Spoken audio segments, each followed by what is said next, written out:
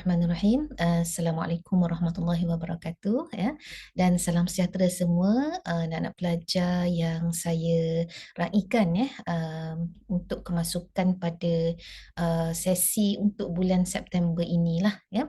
Jadi terima kasih di atas kehadiran untuk taklimat ringkas pada pagi ini. Jadi saya pun taklah berniat nak bercerita panjang kan sebab nanti kita akan mendengar taklimat ataupun penerangan yang lebih terperinci lah daripada ketua-ketua program yang terbabit ya.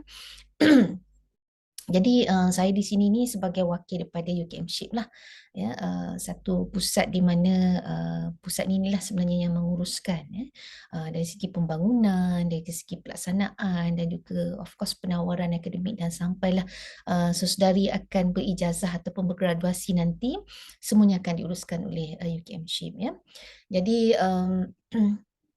sebagaimana yang kita ketahui lah ya, saya pasti mungkin ramai ya ataupun mungkin kesemualah daripada yang hadir pada hari ini yang masuk ke program telah pernah mendengar kita punya taklimat ataupun apa tu siri jeraya wara kita ya tentang program ODL UKM. So mungkin saya just nak kata nak apa ni, nak buat orang kata nak refresh balik lah ya apa di antara ciri-ciri program pada ODL ini yang menyebabkan ianya sesuatu yang bersifat orang kata um, bersifat satu konsep yang boleh membantulah untuk saudari melalui proses pengajaran pembelajaran dengan cara yang lebih efektif ya. Okey, so kalau kita perhatikan ya semasa proses pembangunan program-program di bawah ODL UKM ini memang kita pastikanlah ciri-ciri, at least 3 ciri-ciri yang ada ini dapat dilaksanakan ataupun diimplementasikan ya, ditranslatekan ke dalam pelaksanaan program-program ODL. Minta maaf ya, saya ni suara tak berapa ni sangat apa tu batuk dan sesemua.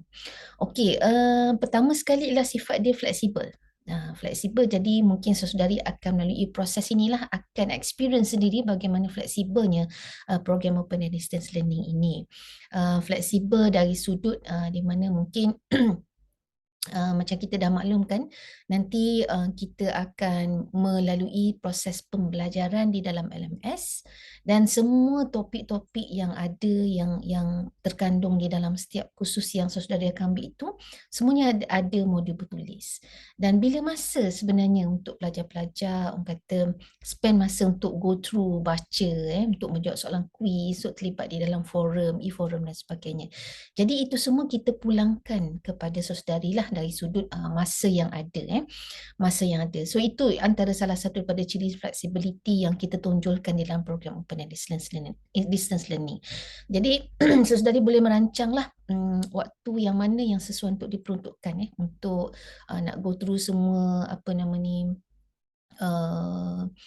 topik-topik yang ada di dalam LMS, bila masa pula nak terlibat dengan forum, bila masa pula nak cuba untuk menjawab soalan-soalan di dalam apa ni LMS yang telah kita susun itu tadi. Dan yang kedua of course keseluruhan pelaksanaan pengajaran dan pembelajaran sama ada secara segera ataupun tidak segera sinkronus ataupun asinkronus berlaku dalam talian. Jadi ini bermaksud saudari tak perlulah nak datang ke kampus kan seperti arus perdana misalnya. Jadi mereka tak yang kelas arus perdana sekarang ni kita dah mula buka kepada perjumpaan secara face to face. Jadi untuk saudari dari segi yang mudahnya kita tak perlu kan tak perlu datang ke kampus dan waktu kelas untuk segera juga tidak berlakulah pada hujung minggu ataupun cuti sekolah. Jadi kita tak kacau waktu privasi tuan-tuan perempuan saudari dengan family dan sebagainya. Jadi kita akan buat pada hari bekerja lah pada waktu malam dan every 2 weeks bukan berlaku pada setiap minggu.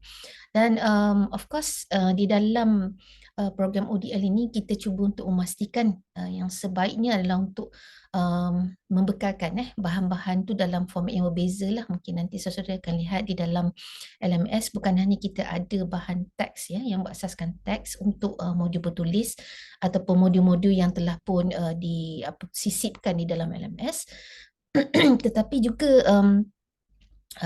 saudara-saudari akan dapat melihat bahan-bahan grafik misalnya, ataupun bahan-bahan yang berbentuk video lah untuk penerangan dan juga untuk menambah kefahaman tentang satu-satu tajuk yang dipelajari. So in terms of accreditation, saya rasa saya pun dah sebutkan dulu masa taklimat awal.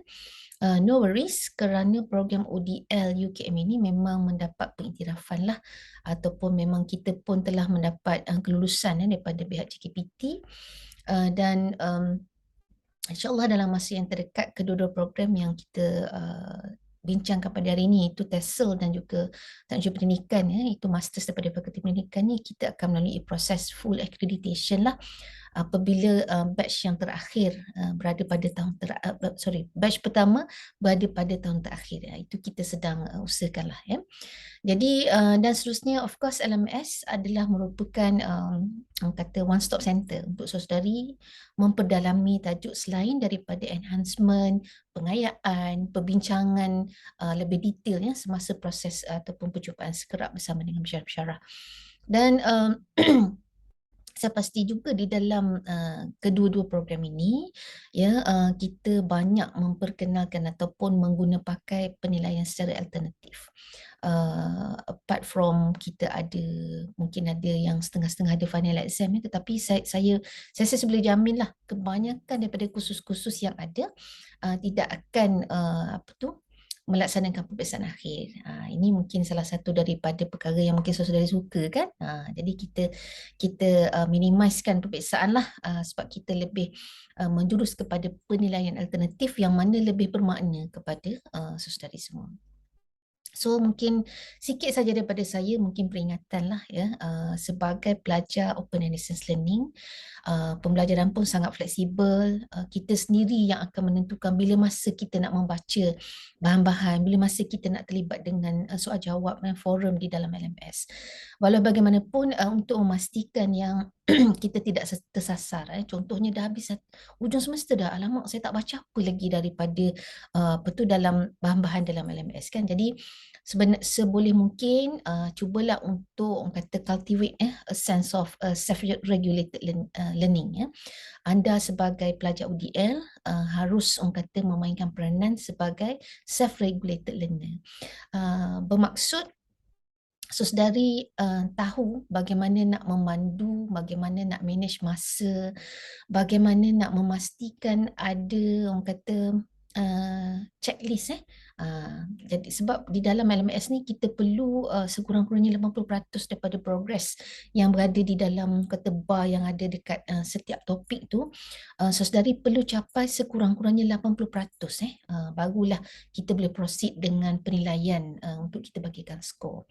Jadi untuk memastikan dah nak capai 80% tu, itu yang kita perlu kata orang tu berpaksikan kepada self-regulated tu, perlu ada kesedaran sendiri, perlu mungkin buat jadual sendiri kan, perlu buat checklist, tengok yang mana saya dah buat, yang mana saya belum, dan kalau belum, bila masa saya nak buat. So itu antara ciri-ciri mudah lah bila kita cakap tentang self-regulated learning. Dan seterusnya, kita tidak nafikan di dalam open and distance learning, walaupun sebenarnya kalau ikut literature, mereka mengatakan bahawa pelajar-pelajar ODL ni sukar untuk belajar secara kolaboratif. Sebab apa? Mereka akan scattered all over the country kan. So mereka ada yang ada dekat Kelantan lah, ada dekat Sabah, mungkin ada dekat Negeri Sembilan, ada dekat Johor dan sebagainya. Tetapi pengalaman kita dengan batch yang sebelum ini, kita sudah ada satu batch untuk, especially untuk teknologi pendidikan lah, TESA baru just started untuk SEM ni kan.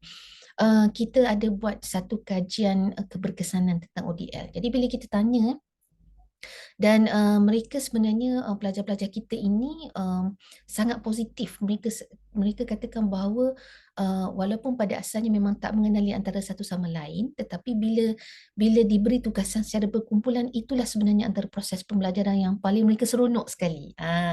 Sebab apa? Sebab bila belajar sendiri, kita macam tend to kata membuat orang kata membuat interpretasi yang berbeza kan, mengikut kefahaman sendiri. Tetapi bila adanya unsur-unsur kolaboratif, belajar dalam kumpulan sama-sama, orang kata mencari bahan dan buat penakkulan, buat konstruk kita punya kefahaman, akhirnya hasil ataupun produk yang dihasilkan daripada tugasan berkumpulan itu memang sangat satisfying lah.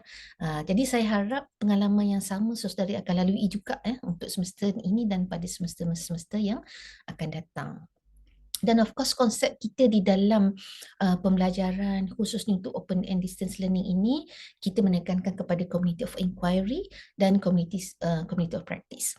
Community of inquiry bermaksud secara mudahnya kita sebagai pelajar sentiasa cuba untuk orang kata mendapatkan maklumat itu dengan cara yang efektif lah ya. Dan of course bila kita sebut tentang community ni, dia melibatkan pembelajaran bukan secara sendiri, bukan hanya sekadar 100% self-directed. Walaupun memang seperti mana saya katakan tadi dalam learning management system, tajuk-tajuk yang kita susun itu terpulang kepada saudari lah, nak belajar bila kan, nak baca bila dan sebagainya. Of course itulah self-directed learning. Tetapi selain daripada itu, keseluruhan kerangka proses pembelajaran yang berlaku di dalam ODL ini, memanglah kita nak supaya ia berpaksikan kepada yang dua bentuk komuniti tadi. Community of practice pula ialah di mana kita ni belajar antara satu sama lain. Sometimes pensyarah pun belajar daripada belajar. Kan? So unsur-unsur dinamik di dalam community of practice itu akan menjadikan kita lebih orang kata engaged, lebih orang kata merasakan sense of belonging lah kepada kumpulan ataupun rakan-rakan yang berada di dalam kelas kita. Okay, so saya rasa itu sahaja yang saya nak ceritakan. Cuma mungkin terakhirlah daripada saya nak mengucapkan setinggi-tinggi tahniah kepada semua kerana telah pun berjaya ya untuk menyambung pembelajaran di dalam program ODL ini. So saya harap you will enjoy the experience, dapat memberikan komitmen yang sebaiknya ya, dan kata akan berjaya lah sehingga tamat pembelajaran. Okay. So saya rasa itu saja daripada saya. Assalamualaikum warahmatullahi wabarakatuh. Bye bye.